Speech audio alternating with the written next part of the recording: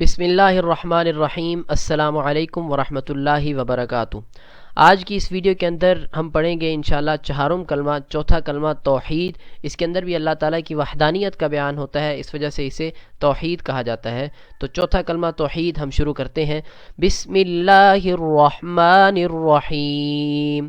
لا الہ الا اللہ وحدہ لا شریک لہ، لہ الملک ولہ الحمد یحیی ویمیت وہو حی لا یموت ابدا ابدا، ذو الجلال والاکرام بیدہ الخیر وہو علی کل شیء قدیر۔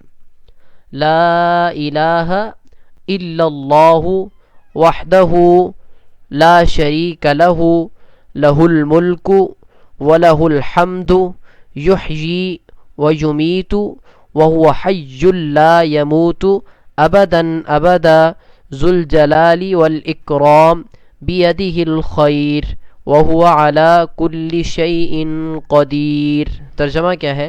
لا الہ الا اللہ، اللہ کے سوا کوئی معبود نہیں، وحدہ وہ اکیلا ہے، لا شریک لہ اس کا کوئی شریک نہیں، لہ الملک اسی کے لیے بادشاہت ہے، ولہ الحمد اور اسی کے لیے تمام تعریفیں ہیں، یحیی وہ زندہ کرتا ہے، ویمیت اور وہ مارتا ہے، وہو حی لا یموت ابدا ابدا، وہو حی اور وہ زندہ ہے ہمیشہ ہمیشہ کے لیے، لا یموت ابدا ابدا جس کو موت نہیں ہے ہمیشہ ہمیشہ، ذو الجلال والاکرام عظمت اور بزرگی والا ہے، بیدہ الخیر اسی کے ہاتھ میں خیر اور برکت ہے، وہو علی کل شیء قدیر اور وہ اللہ ہر چیز پر قادر ہے۔